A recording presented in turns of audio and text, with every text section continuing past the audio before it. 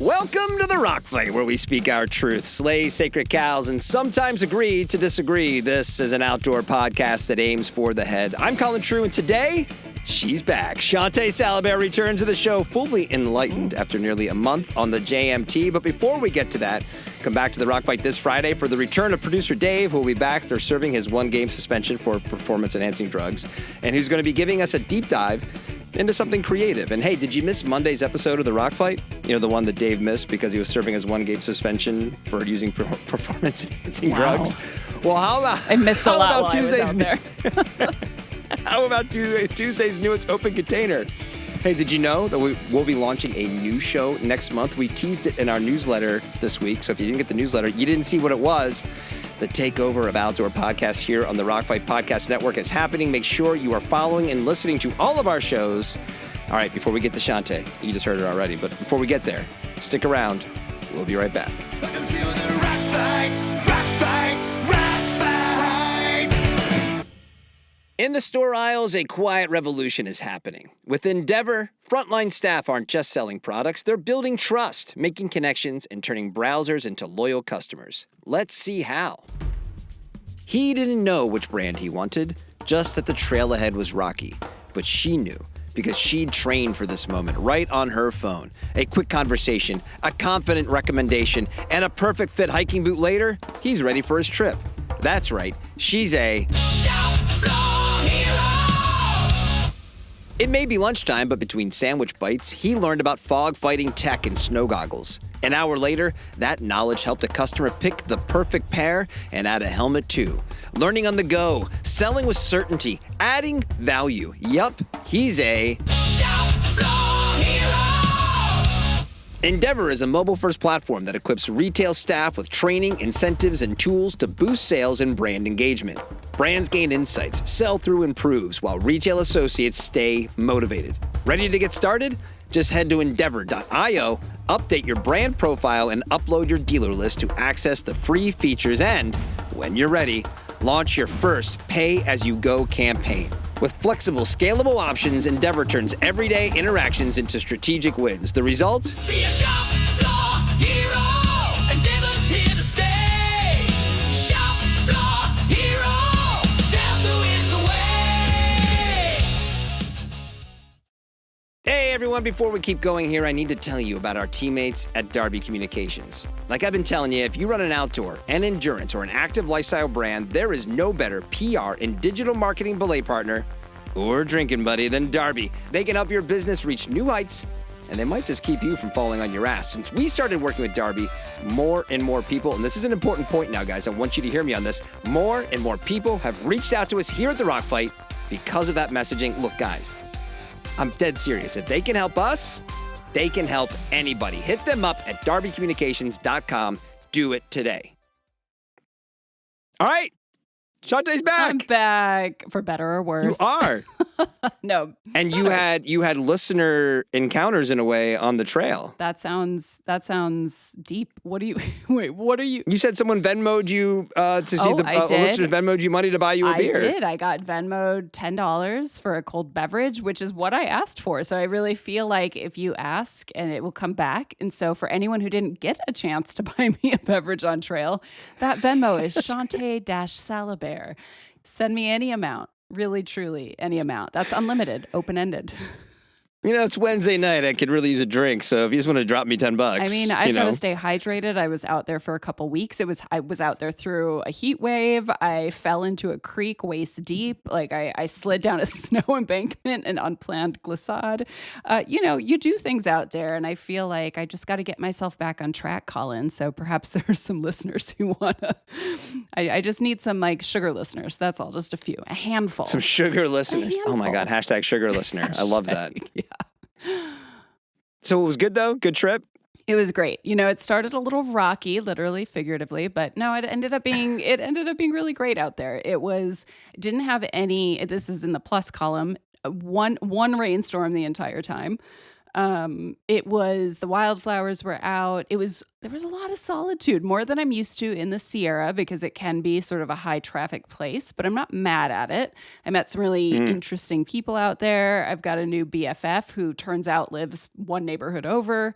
That's amazing. I gave her a ride home after the trail, even though we hiked in completely opposite directions. I had to take 3 buses to get back to my car in Yosemite. I get off my bus. Who is standing there but this woman?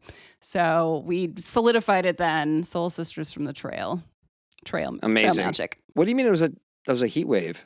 Did I miss a heat wave in You California? missed a heat wave. Yeah, it was hot. I think we'll get to that. We'll talk about heat some more today. Oh, okay. You're going to save that for later. God, makes sense. Yeah. Yeah. No, heat definitely comes up later. I'm not sure if you heard Monday's episode of the Rock Fight, but Owen was sort of standing on Pooh Corner or in Pooh Corner. I don't know. I feel like Owen wouldn't want to be there, though. Colin, did you force him into the corner? Nobody puts Owen in a corner. I think he's slowly, you're in his head. I think you're just like wearing him down. Owen would have loved, in fact, the second to last night. So I camped, going southbound on the JMT Numapoyo, you can exit a couple different ways. The traditional way is to go up to Mount Whitney, you go over Trail Crest and end at Whitney Portal. And I camped at Crabtree Meadows that night. And there is an outdoor privy there. And it's just basically a pit toilet surrounded by 3 very short walls, no roof. And it was a very au natural. It was very bougie for the trails. So it's kind of like a perma-groover. You sent me a picture of it. Kind of, right? Yeah, I think the walls come down every season so they don't get completely annihilated by the snow. But yeah, it was a good time. I've heard legends of it. I've just never stopped that high up in Crabtree. So it was a real delight. Well, let's talk about your gear MVPs. Ooh. What was the MVP of this trip? If you could pick one, let's do 3. But like, what were the 3 most important things? 3, but 17. Yeah, let's go 3. Well, I'm figuring it was a pretty short segment. If we just said 1, it'd be over real quick. So let's go 3. What's your top 3 gear items from this trip? All right, I go pretty minimalist out there, and the bulk of what I carry is actually stuff I need as a book writer. So I've got like camera gear and all that crap. It's just pretty heavy, but I'm going to come back to, I think I might have mentioned it earlier, or I've told you about it, but I took the Lem Switchback sandals out there as my water. We're about to intro a Lem segment. Are we? We can't. Well, yeah, it's the next thing. They sponsor the next segment. This is going to feel like this is not a paid endorsement. This part of the show is not a paid endorsement. This is just legitimate. Yeah, you don't get extra advertising. You could just beep out Lems and just be like, beep, beep, sandals. They were great. Beep, beep, sandals were so wonderful. No, I honestly, I loved them. I ended up wearing them for quite a while on several of the days where I had a lot of water crossings, and they were comfortable. They drained really well. They kind of have like a little embossed pattern in the sole, and it drained out the footbed pretty well. So no, loved them. I got a lot of compliments on them. So nice. Yeah, that was awesome.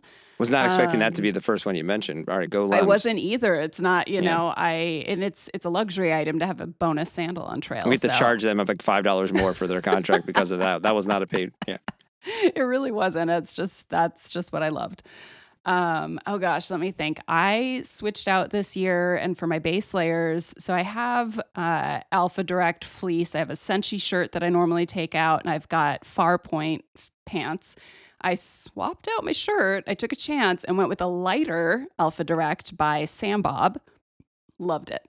I also got a ton of compliments on that. It kept me just as warm. It was a 60 instead of a 90. Gram. So different, lighter weight, lighter weave, but just as warm, just as soft and cozy. The color was very cute, kind of a mint. But I got tons of compliments, and a girl came up to me and put my hood up and then took a picture of the back where the tag was so she could buy one when she got home. Did she speak to you first, or did this just happen like... She did. It was kind of one fluid moment though, but... That's like, just stand there for a second. I'm going to yeah, you get out there for a while. The you forget how to do social interactions. So, yeah. No, those are great. And, I guess as far as a third item, that's a great question. What would I say? I mean, honestly, You're going to say your bidet. I know that's what you're going to say. I did take a different bidet this time. I took a real minimalist one. Yeah. It was not the Holy Hiker, not the Kulo. It was, I think it's called Igneous is the brand. They switched their name. You can buy it on Garage Grown Gear. Oh, you can buy it on GGG. Nope. And it just twists on to the little bottle. And so, yeah, that was great. I ended up showing other people how to use it. I didn't want to show other people how to use it. I mean, I didn't show them while I was using it. Hold on, let me just wait till I got one brew in here, and then I'll show you how this thing works. It was a reenactment. But yeah, I mean, altogether, at this point, my kit is pretty tight, so I don't have a lot of substitutions in there. But yeah, those were some of my favorite things, and yeah, it was a good trip. And now I'm just readjusting to concrete and technology.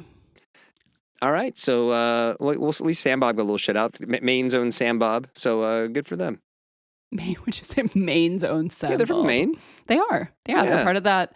It was nice at Switchback. I've seen it at OR too, where all those brands from Maine kind of do a little joyful collective thing, which is lovely to see. Usually Good to Go is in there. Maybe they're too big for the britches now and they can't be part of the little guys. Anything else about the trip that we should talk about before we get into our topics for today? Do you want to know a very special message I got while I was out there, Colin? Of course. It wasn't you. Was it from a marmot? It was not. The sheer amount of beautiful marmots I saw. Oh, delightful. Did I just breeze by a shot that I forgot to wish you a happy birthday while you were on trail? Zing. Nope. Yeah, I did have a nice birthday out there. I actually had met some hikers the night before and camped with them, and they remembered in the morning and they wished me a happy birthday.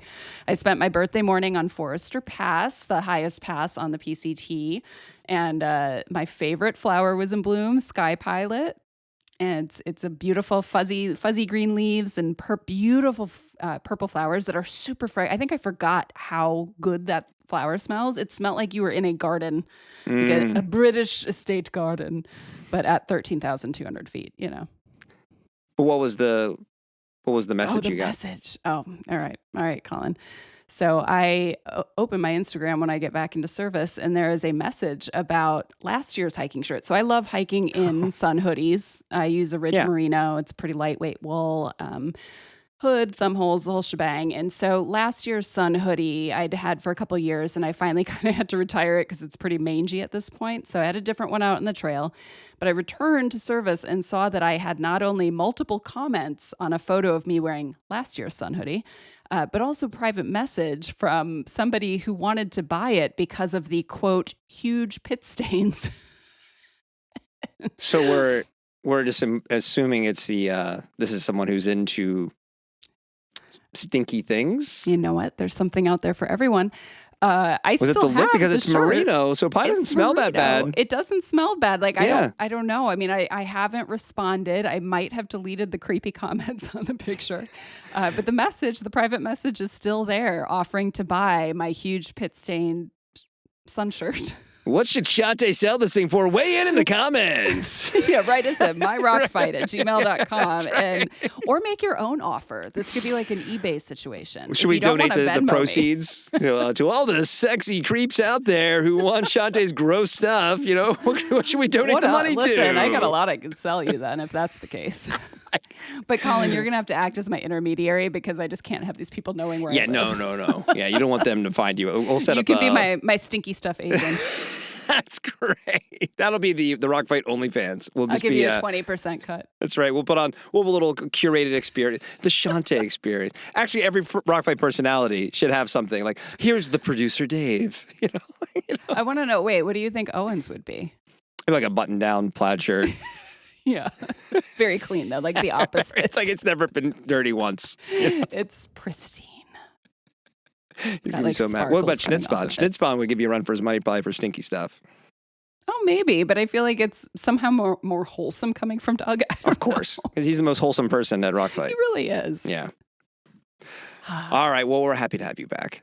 Thanks, man. I'm happy to be back. We filled in. We had a couple interviews. Emily Holland filled in for I one love day. Emily. Yeah, That's Emily wonderful. did. That was a fun episode. We shot all over the Tour de France. That was a good time. So it was great. Wonderful. Yes. All right, today's opening shot is presented, as we said, by Lem's Footwear. Not related to the endorsement that they just got from Shawnté. Completely not related. This is completely pure. This was a pure non-commercialized endorsement I just gave. Lem's Footwear, maker of the 100% vegan and the 100% comfortable Primal Zen. That's a good shoe. You should check that out. All right. Well, we're having a good time here, but let's bring it down a notch because we're having way too much fun. Because July has been kind of a deadly month on the trail. If you look around the country, we have two stories to cover on this front. The first being the case of 61-year-old Harris Levinson, a Washingtonian who fell 100 feet into the North Fork of Lone Pine Creek in the Eastern Sierra. An experienced hiker, Levinson was only 2 miles into a planned through hike of the JMT. This happened while you were out there, actually, when the fell occurred. You said you went right by this area. I mean, is this like a really technical area? Well, yeah. And the thing is, let's get this straight, which I think if you're not familiar with the trail, and a lot of the people writing about this incident aren't, it's not that he wasn't on the JMT. The JMT actually runs from Yosemite Valley to the summit of Mount Whitney, and that's kind of the end game. You have to decide where to go from there.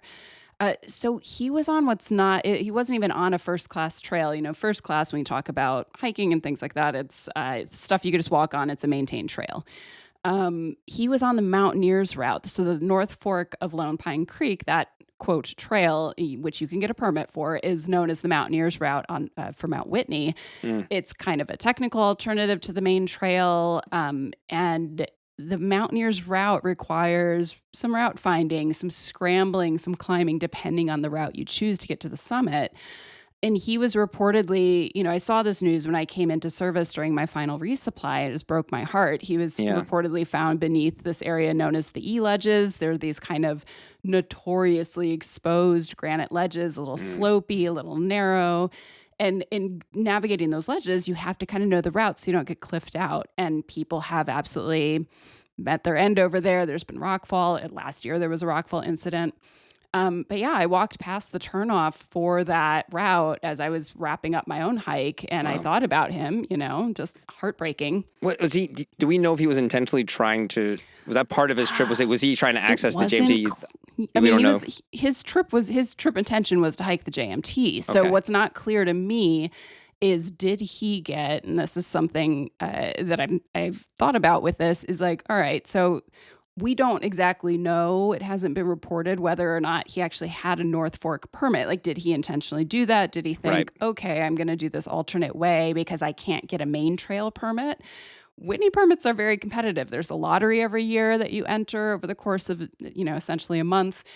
And people are constantly on the Facebook group saying like, oh, does anybody have a spot in their permit I just want to go with? And people get skunked all the time on these permits because they're pretty, you've got the tallest peak in the continental US, in the lower 48.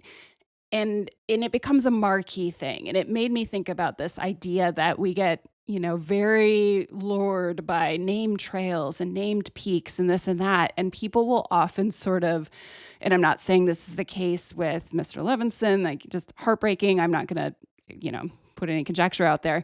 But quite often you do see stories of people who sort of get in over their heads because they have their heart set on this thing because it's a thing they're supposed to do and they're supposed to do it in this way. Start at point A, start at point B. Don't skip it. Don't skip an inch of it. I've got to do it as it is. And it's, it's one of those things that sometimes we get tunnel vision when you think of that. It's like bucket list tunnel vision. And it's essentially the same mechanism as summit fever, I'd say. It's that same idea. Like, you just have this outcome in your mind. And instead of thinking about being in the present, you're thinking about the outcome. Like, I've got to do this thing.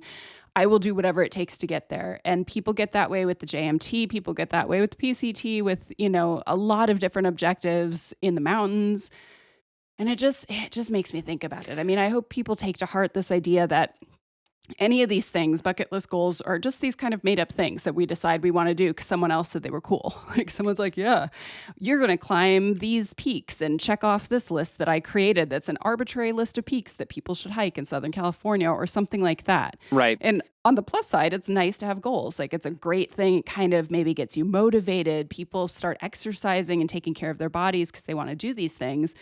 But when it becomes, when you start occluding common sense and you start taking unnecessary risks just to check something off a list, that I think that is our ego coming through rather than, something a little deeper. So I don't know. When I think of this, like my heart goes out to that man and his family and his friends. And it seems like he was a beloved person and a deep part of his experienced community. outdoorsman. I mean, right? Yeah. So accidents happen, right? But just heartbreaking. I wonder, there must be some research on this out there. And if anybody listening to this as a source, I'd love to look into it. Because exactly what you're saying is kind of what I was thinking too. I mean, probably the first person I've heard kind of break with tradition of how people approach this in the outdoors, it might be Ed Viesters, right? His whole like getting to the top's optional, getting down is mandatory. And that was at a time when getting to the top wasn't really optional. It was like, you get to the top by all means possible. I remember him talking about how his last attempt on Annapurna, which was the last 8,000 meter peak that he checked off, he was kind of thinking like, if I don't get this one, maybe this doesn't happen because that's such a hard peak to climb and the conditions have to be right and all those kinds of things. I mean, I just remember when I was living in New Hampshire and I was hiking with some folks who we had a goal. We were trying to get all the 4,000 footers in New Hampshire in winter. And we had one hike where we had a particularly headstrong person in our little crew that we would go out with. And we had someone who was just joining us for their first hike who didn't have waterproof boots on. And it wasn't like, it was fine. The hike we were doing would have been fine. But the new person early in the hike punched through some ice and soaked his foot. And it was like, well, all right, well, I guess we're going to go to Jackson and get a beer and have a burger today instead of, get to the summit of this mountain. And the headstrong guy was pissed.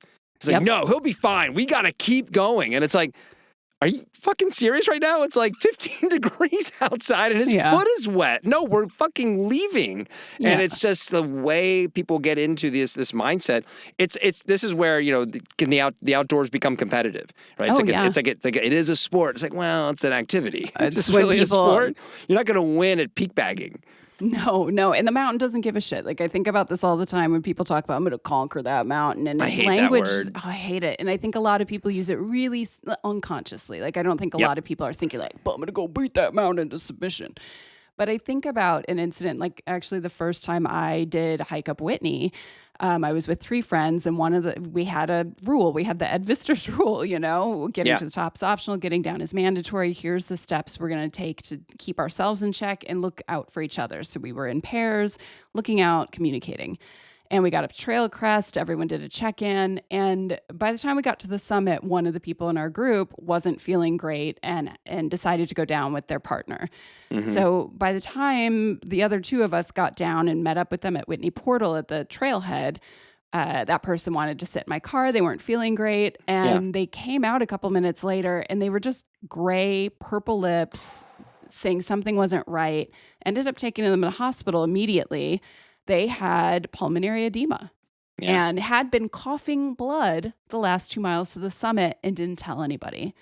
And it's because summit fever they didn't want to ruin over. And they didn't want to ruin everybody's good time, and they wanted to get the summit, all the above probably. It was like all the things swimming in your head, plus you're not thinking straight at that point. I mean, just having been up at up in that region just the other day, you get up there and you really are moving more slowly, and your brain is moving a little more slowly if you're not properly acclimatized, especially. But it's all of that stuff. I really suggest that I talked about this a lot when I used to teach backcountry skills, is think about your motivations a little deeper than just a checklist. Like, what is it actually about? What are you hoping to do for yourself? What are you hoping to gain out there? What kind of experience do you want to have? Not just what do you want to check off a list. Go a little deeper. Well, that leads to kind of our next story here. So not long after Mr. Levinson was discovered, another death in the mountains occurred, this time on the other side of the lower 48. Because last week, 79-year-old William Davis of Jacksonville, Florida, died when he fell on New Hampshire's Mount Washington. So Davis had taken up the famed Cog Railway to the summit and then took some time apparently to kind of explore around the peak. Apparently there were no plans to go hiking once they got up there, but he decided to kind of check things out. He got lost, called for help, was able to get a ranger on the phone, and then that call ended abruptly, and his body was later found about 400 feet off trail. I think it was in the Alpine Garden area of the kind of summit area, not too far from Tuckerman Ravine. And I think, this is back to, when the hubris starts to play into this. I mean, this is just another unpleasant reminder. It doesn't take much for bad things to happen in seemingly safe places. I mean, even the first one, Mr. Levinson there on the JMT or on the Mountaineers route. I mean, he sounds like he was an experienced person. Sometimes things just go sideways, and if you're forcing the issue, you're just kind of increasing the opportunity for those things to go bad. Right. I mean, I guess I'd ask, this is heartbreaking. I hadn't heard about this when I was on the trail. I mean, the story about Mr. Levinson made the news because, or made the rounds on trail because it was a place that a lot of us were going to be in the area at some point, or people had already been there. I mean, I'd ask you, Colin, you just said this is a reminder that it doesn't take much for bad things to happen in seemingly safe places. Like, what does that mean to you in this context, that idea of seemingly safe? It's a good point because the two things, the wild difference is that, the Mountaineers route known for its exposure. Yeah. And even if this gentleman was qualified, something can happen when you are in an exposed situation. The thing about Mount Washington, the reason why it's regarded as such a dangerous mountain, I mean, obviously there's the weather, it is exposed, it is above tree line. It's only 6,200 feet, so you're not developing pulmonary edema typically. But, this gentleman took the Cog Railway up, right? This was it was a nice day by all accounts. It was mild, the wind was low, it's the middle of summer, and if you've ever been up there, it's a wonderful place to be on a nice day. They took the train up, and I think that probably you get that sense of security that I am in a controlled environment. And then now, I mean, if you've ever been up in the White Mountains, they call it the rock pile. I mean, these are massive boulders, huge, just like it's not a lot of stable ground. If you go off trail, there are lots of places you can fall and really hurt yourself. Yeah. And so I wonder if there was potentially a false sense of security here. Well, I mean, it makes me think about how we talk about the national parks sometimes in the sort of, quote, Disneyfication.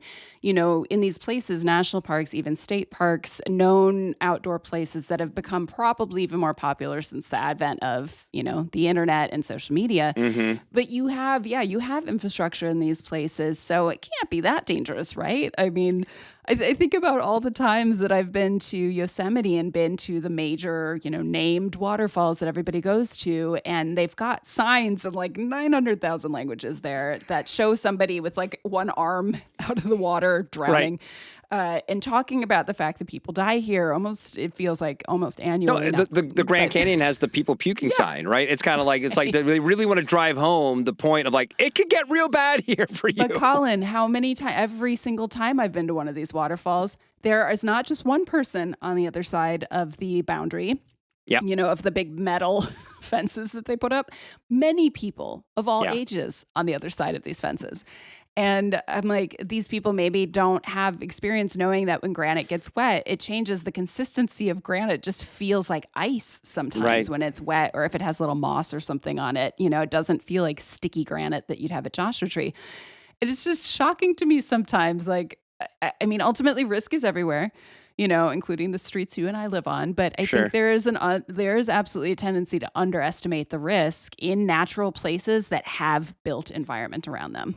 Conversely, at Yellowstone, there are pictures of humans and bison hugging each other. And that's why there's such an issue there, because they're being encouraged. Cute. Yeah. No, I think you're right. I think the funny thing about this is the kind of maybe so what of this conversation is, as I get frustrated a lot of times when people, start gatekeeping, especially national parks, around the casual outdoor, the increase in the more casual outdoor participant. And it's like, well, these places are tailor-made for people to start getting into the outdoors. Yeah. It doesn't mean that risk doesn't exist there. Yes. But also, we keep saying we want more and more people to go into the outdoors because it's all the benefits of doing it. But then, we get, kind of on our high horse about like, wow, but then, these mistakes happen. I mean, the formative things that have happened to you and I in our life in our outdoorsy lives have been mostly like mistakes we've made in learning the hard way. Yeah. And so there's room for that. There's absolutely room for that. And but I think we have to kind of change how we're approaching it if the influx of people is going to continue to grow. There's got to be, maybe there's a new way to sort of teach people like, hey, listen, you're going to make some mistakes, but like, you really do need to pay attention to the X, Y, and Z. Here's some basics. Things. Yeah. Yeah. It's because you get that conversation every year, thinking about Half Dome. People are like, you get people who say, there should be complete railings the whole way up and it should be like this very, confined place. And then there's other people who are like, take the steps off, take the, cables down, and it should just be for people who could do technical climbs or whatever. So it's like, how do you thread the needle to provide access to people? I mean, personally, I think we need, as a society, we're just so far removed from the natural world. We're taught that we're separate from it. This is this kind of scary place. I think if we had more environmental education in schools, if we had more crossover into outdoor education in schools and took a good people start. outside from youth onward and we could do education as part of that, Right. that would be kind of amazing. I mean, I would like to would be see us kind do a of little amazing. more rewilding, as they like to call it, of the schools. And look, these things are just going to, these will happen. They are tragic, but it is not, it's going to happen. I mean, It's people are going to go happen, outside. Especially with these more accidents people are gonna getting happen. outside. Exactly. Yeah, the incidents are going to pop up, but it can always be a lesson, a learning lesson, I think. A learning lesson? A lesson. A learning for lesson. learning. Yeah, it's not redundant at all. A learning educational lesson for all of us learning. Well, not to only swim in a pool of tragedy for your first episode back after nearly a month off. Thank Our you. next story is one of human resilience. Ooh. 80-year-old Floridian Bob Becker completed the Badwater 135. Badwater, which famously starts in Death Valley, is nicknamed the world's toughest race, mostly for its extreme heat. On the day that Becker started his 135-mile journey, the temperature was 118 degrees Fahrenheit. Oh, wow. And Becker finished about 45 hours later. If you read the story, it's great. He has tried multiple times. He started running when he was 50. He runs all ultramarathons. He puts on ultramarathons. Really just inspirational, amazing story. But can we talk for a second about the heat at Badwater? I mean, is there Yes, we another can. element to something hard that you would rate over heat for how hard that thing is going to be? I mean, first, thank you for lifting the mood, especially. And thank you also for waiting until I got back from the trail for these. Second, Bob, you are a badass. Badass. Badass. And third, the heat is the factor with Badwater. I mean, the fact that they hold this thing in July still boggles my mind, but people love the challenge. You always They have do. People come, especially from overseas, to Death Valley in the summer. Absolute freaks. But I mean, all right, the thing is, like, if you already know you can run an ultra, your body's capable of it, especially 100+ mile ultra, which is, we're getting into the elite level of ultras here. Really, the unknown quantity is the elements. So how hot is it going to be? How sunny is it going to be? And how are you going to manage for all of that? So, something I think the average person might not realize when they think, you're starting here at Badwater, lowest point, they used to go up to Whitney. So the highest point, Right. It used to be lowest to highest. But as you move through the Sierra, as you're in the desert, as you're moving through the roads, you're just dealing with constant surfaces reflecting heat back at you. So it's not just the ambient temperature. It's like all of this heat being reflected right back at you. And that is excruciating. It's just like being in a frying pan. And for me, I personally have a hard time running in the heat. It's one of the reasons I just don't do a lot of trail races in Southern California are in the summer. And so I just don't run a lot of races because I can't deal with the heat. But if Plus, I was, you need to be fair. You don't want to just let other people have a chance to win something here. Let's be clear. Okay. the thought of me winning any sort of race is deeply laughable. No, I do. I'm very good though at eating everything at the aid stations. That's the reason to do a race. That is How are the aid absolutely- stations? What do they got? Colin, you got why do you peanut think I M&Ms back there? hike? You got some potato chips? I backpack so I can eat like a child. The things I've eaten over the past few weeks. No, but I mean, when you're dealing, Badwater is the heat. You're dealing with the heat. So it's like electrolytes and balancing electrolytes and water intakes. You also don't Right. want hyponatremia where you have not enough electrolytes and too much water. Using that lightweight sun protection, get your pit-stained hoodie going. That's right. On sale now at On sale now at ShawntéSalabert.com. my OnlyFans. But yeah, I actually just got from Gossamer Gear a golden, what is it called? Light Trek hike umbrella. So it's a sun umbrella. No, and I it's don't gold. co-sign. I don't endorse the umbrellas. I'm not into that. Wait, no, really? Unless you're going to Colin. go full dorky 80s with like the umbrella hat that used to be the novelty thing like you get like in the Johnson Smith catalog. Yes. Other than that, no. No, dude, listen. That umbrella, I had an old Go Light umbrella for the old school people. They know all about. I all made about fun of them when Go-Lite. I worked at Go Light. I'm like, who buys these things? And they're like, you have no idea how many people buy these things. So many people. I got mine Yeah. in a hiker box for free, but I took that thing out on the Colorado Trail with me, Yeah. not because of the sun, but because of the hail. And it was awesome. Oh, well, that's fair, actually. Yeah, That it was makes great. sense. You can attach it. So Gossamer Gear actually also sells a little attachment kit that you can put on with the umbrella, but you can just attach it to the shoulder of your backpack so you don't have to have something in your hand if you're using poles or you just don't want something in your hand. Dude, don't knock it. As somebody who spent a lot of time hiking the Southern California PCT for that book, having an umbrella in the desert was crucial because that whole same thing I just talked about, where the sun, the heat isn't just baking you externally, you're baking also from the ground up because it's reflecting up. Like the umbrella does cut that down too. I believe you. I believe that Crocs are comfortable too. But at some point, fashion matters, people. And I'm not going out backpacking with a fucking umbrella. Colin, you are almost 50 years old. Fashion Damn doesn't right. matter. Yes, that's right. At this point. Barely functional. I'll be right back. I have to go shake my fist at these clouds. Go out on your lawn, old man. Get off of my lawn. I'll be out with there your umbrella and your Crocs. And my pit-stained shirt. Well, that's fine. Kudos. Listen, that's going to make you a kudos lot to of you. money. Bob didn't need an umbrella. Actually, Shawné's joining us from a sauna in another sun hoodie right now to get it ready for sale. This is actually my new job. I'm going to actually partner. Listen, Ridge Merino, if you want to partner with me on disgusting up some of your beautiful shirts, and then we can maybe you guys get the 20% instead of Colin since he's not a believer. That's right. Today's episode of The Rock Fight is brought to you by Shawnté Sweat. My pit stains.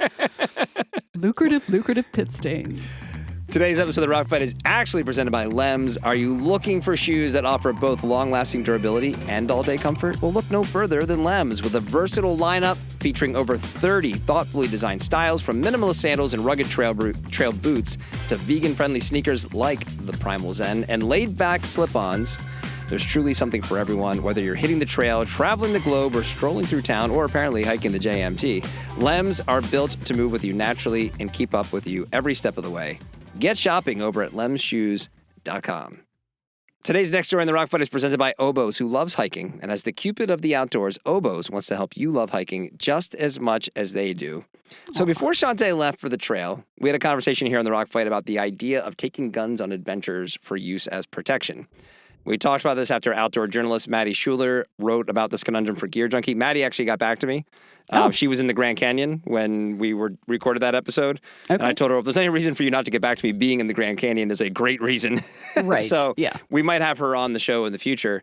But we put up a clip of our conversation on Instagram, and oh boy, did we get some comments. Everything from, and I'm quoting here, a handgun is essential for anyone who backpacks or hikes, especially if you are female. Can't trust anyone. 2, this was my favorite one. I mean, I never felt the need for a gun in the backcountry, but in Walmart, you kind of want one. Thought that was pretty good. Rough. Shawnté, reviewing these comments, any compelling cases making you reconsider your position on this topic? That would be no, hell no. In fact, Did you wish you had a gun? No, I don't. I hadn't looked at the post since you posted it because I have been in the wilds, apparently needing a gun the whole time. But it's amazing you're alive right now. Yeah, it really is. I credit it to my marmot protection squad that I amassed while I was out there. Just following marmot. You down the trail, strutting. I saw 3 families of grouse. I roped them in. It was a good time. Couple of ground squirrels. And your stinky Ridge Merino. My stinky pits. Yeah, that's a force field of its own. No, there was some disturbing comments on there, Colin. There was somebody that referenced that I clearly must want to be sexually assaulted, essentially, and some other stuff like that. I mean, I don't think the people who commented on that post largely were listeners. I think they got their hashtaggy or something, but no, not a single comment in there made me go, maybe I should think about this again. I mean, it's quite telling that anyone who took the time to leave the comment, except for the Walmart person, was pro-gun on the trail.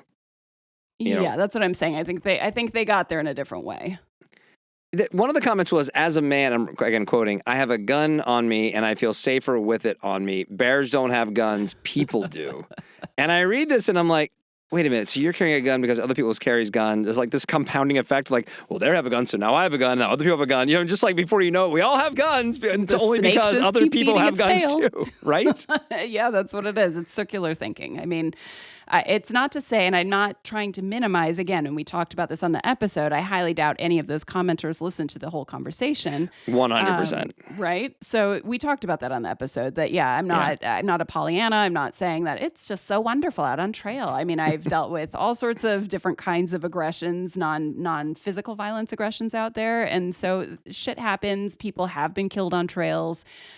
People are killed by guns every day in this country. So I just wonder, like, what is it like having a brain that is telling you constantly that there's danger all around, that everybody else is carrying a gun, so I've got to carry a gun. It's just this like strange fear-based circular thinking.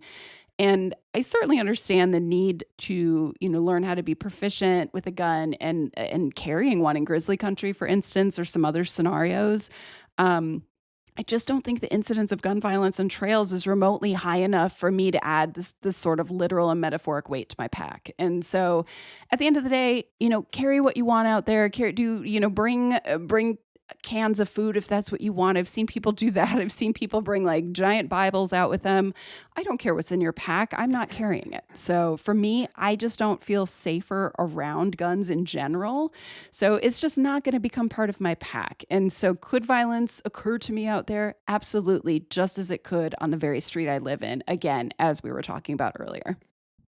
I think that you're onto it with the fear-based thing because, again, like, are you so paranoid going anywhere that you're just like, what is going to happen to me? Boy, I better have my gun to protect me. I mean, this is the stuff that makes me like really worried about not the future of the human race, just to say that, hey, we have some work to do, guys. All right. Nice. We all need to kind of get into therapy a little bit, understand where we are, understand the hate. Guys, we're not living in caves and still in the food chain anymore. To the point you said earlier, like we have pulled ourselves out of it to the point that people think they can hug bison. Okay, you're gonna be okay. The bison should probably start carrying guns. The bison should carry guns because they got hunted almost to the point of extinction. They might need to start talking to the orcas. You know what I'm saying? They should form a union, okay, and and then take us down a few pegs and maybe. But hey, for next decade, you guys are in timeout and you're back into the wild, and we're gonna live in your houses. It's just mind-blowing to read some of these comments. And it's like, I think this is the most commented on thing we've ever posted on Instagram. And it's just attracted the crazies. Yeah, it happens. I mean, I do feel for folks that's just how their brain works, because I can't imagine carrying around that much fear. Like I have plenty to be, I'm a woman living in this country, and there's plenty to be worried about on a daily basis. But in general, I don't live my life fear forward. It's just not who I am. And right. I try to be, proactive, apply some risk management to my life in general, but, and the trail.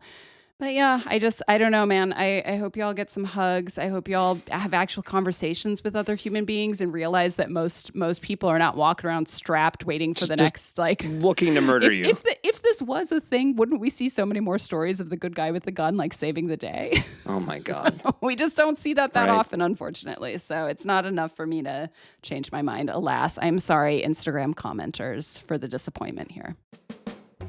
You know what, Colin? What's that? Today's top stories on The Rock Fight were brought to you by Oboes, who wants to share their love of hiking, and we want to help them by uncovering all the different reasons we love to take the long walk, including You just took a long walk. I did. 3 weeks long. I didn't. Yeah. I was out there. I was walking every day. But you know what? And I discovered this out there, number one, because Wi-Fi is overrated. Is it though? Is it though? It's the first thing you did when you got back to civilization. Don't.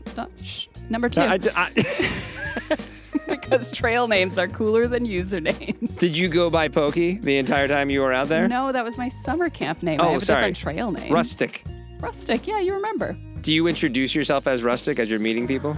The JMT is not the same as the PCT that way, but there were some people who wanted. I met some PCT hikers that I did introduce myself as Rustic because they don't know how to process real human names. So at that point, you're like 800 miles into the trail. You're like, who is Joan? What is that? What is a Douglas? What is the rule around trails? Do you have to be on a long trail to get a trail name?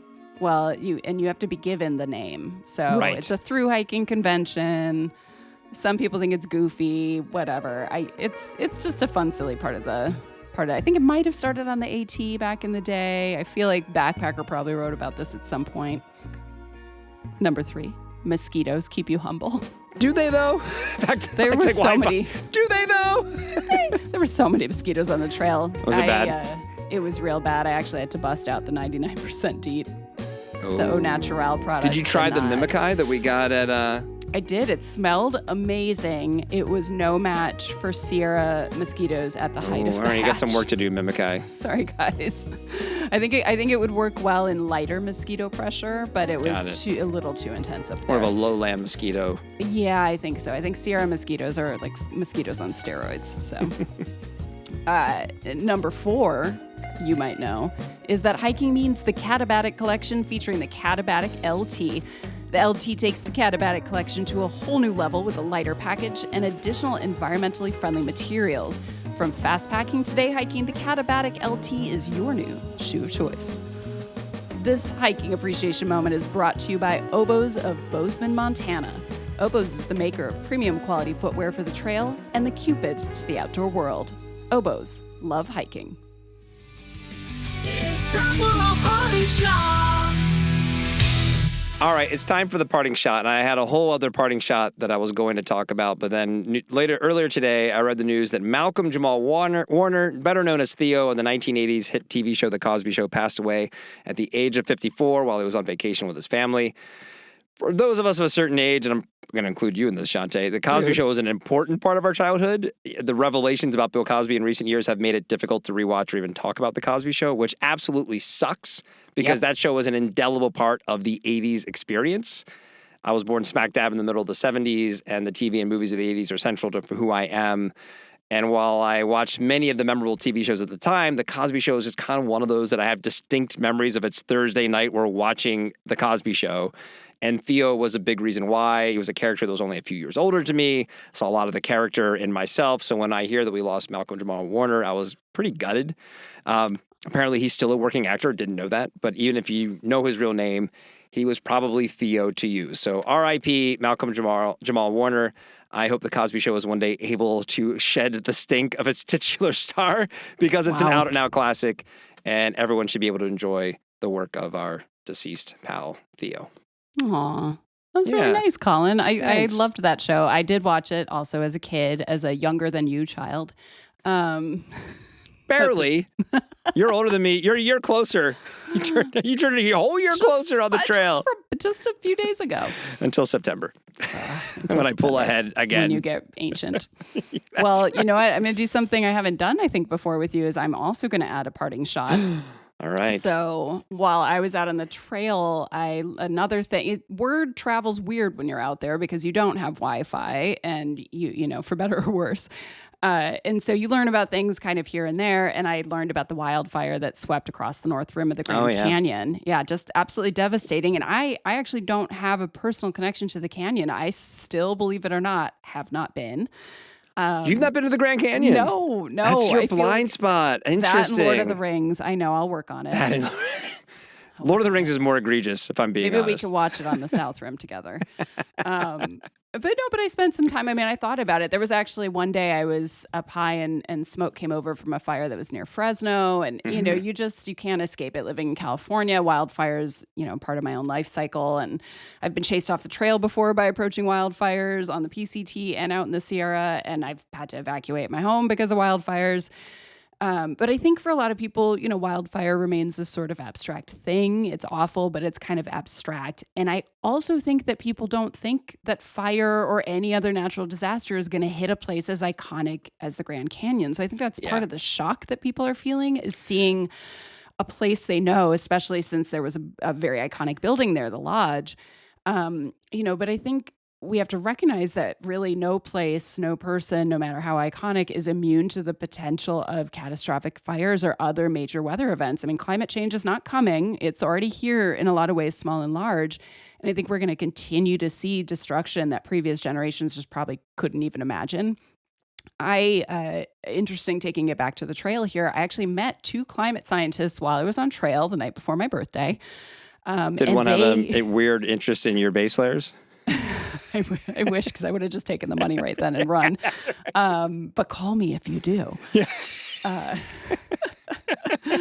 But they were actually, it was interesting because they were doing a different route. They were going, they were linking together kind of the JMT PCT with some deeper parts of the Kern River drainage, which sounded like a really fun trip. But they were actually cutting the trip short because, get this, One of them has to travel to The Hague this week to be present for the announcement of the International Court of Justice's opinion on the responsibility of countries, especially those that contribute largely to, greenhouse gas emissions, to like, what is their responsibility to actively fight about the acceleration of climate change? Like, that is a decision that's coming from The Hague this week. You were camping with a big deal. With a big deal. I was like, can I get your information?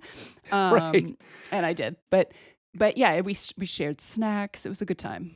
We talked about Cheetos, but also climate change. So is it kind of a bummer though? Is like, to create the packaging of those, blocks you're eating, like, you're like, shut up, man, they're delicious. Well, it's interesting because you talk about that out there. I mean, a lot of us, I make my food, largely most of my backpacking meals, I make myself just so I can have food that I could digest out there and I like, but I'm eating it out of plastic bags and putting all those little microplastics in my body. And then I try to reuse the bags as much as possible. But yeah, anyway, where there's a lot of waste involved, right? But so, we're out there. I'm out here with two climate scientists. One of them is a lawyer.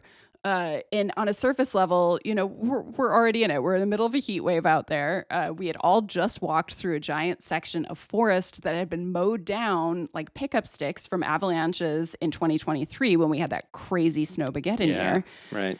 And the three of us kind of talked about, like, what would it take for the average Sierra hiker, for instance, to realize they shouldn't really take for granted even a trail that's as, long-standing as the JMT or the PCT, to take for granted that it would remain unchanged, because it hasn't. I mean, the trail every year sees little changes from trees falling down, and that could be from, infestations that kill the tree. That could be from drought. That could be from fire. That could be from snow.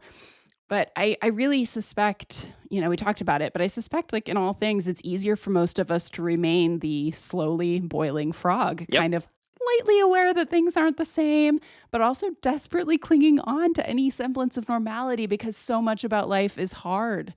And so you're like, can I just have this one thing? Can I just pretend, this isn't happening? Yep. But, for me, like during this trip, I also learned, by the way, here's some depressing news. Great. That some of the glaciers in Yosemite, the rangers and the scientists aren't even calling them glaciers anymore. They are calling them glacial corpses. That's a thing? Yeah. I was like, I've never heard that term before. It's absolutely despondent. But no, the water really feels too hot for this little froggy. But I really do think we thought about it. And I said, I think it's thinking about the things we love about these places. Like talk about pika, little squeaky pika and my best friends, the marmots. If we think about them, maybe it makes it less abstract because you're like, oh, wait, these guys are going to lose their habitat because all the trees are going to come encroaching on the meadows and yada, yada, yada. So I don't know if y'all are having a hard time sort of lasering in on the fact that change is happening and it is marching towards us faster than we want it to. Think about the pika. Think about their sweet little furry faces squeaking lovingly at you and being like, squeak, squeak, save my home. Squeak, squeak. That's my parting shot, Colin. It's so bad. Well, listen, very thoughtful parting shot. Just here to bring it back down. I thought we could close the cycle. Depression. That's a pretty big parting shot. Right? Just a small. Hey, world, get your act together. It was basically your parting together. shot. The pika need us. That's right, the fucking pika. It is. I definitely give myself more passes on things that maybe I didn't used to because of the dumpster fire we seem to be in. Everything is hard. Yeah, it's legit, and I get it. I'll be more guilty about I didn't have a recycling bin when I should have taken that bottle home with me when, we're back to, we have a government who believes in science. Oh my God. Right, fair. But, what am I going to do? But that's kind of the point though, right? It's kind of, it is like, it's really hard to kind of like, in the face of all of this to kind of keep that mindset up. So it is. It's cool you get to hang out with those climate scientists though. That's it was pretty rad. I can't wait to hear the International Court of Justice. I wonder who they're going to talk about. Yeah, I can't imagine. What country? Do you think it's Mauritania? Well, welcome back. Thanks, man. I'm glad to be here as long as here exists. Exactly. And that is the show for today. We want your emails. Send them to myrockfight@gmail.com. If you want to put a bid on Shawnté's stinky Venmo, Shawnté-Salabert. There you go. Send her money for beer. Send us proposals for her. It's not even that stinky because it's wool, so it can't be that stinky. Yeah, that's right. Unless you're Sean Astin and Goonies, and we could talk. That was my childhood crush. He won't do that yet until you watch Lord of the Rings. Until I watch Lord of the Rings, I'll do it for you. Okay. But the Rock Fight's a production of Rock Fight LLC for Shawnté Salabert. I'm Colin True. Thanks for listening, and here to take us out, 8 days away from Less Than Jake in San Diego with Krista Makes, who's here right now to sing the Rock Fight fight song. We'll see you next time, Rock Fighters. Rock fight.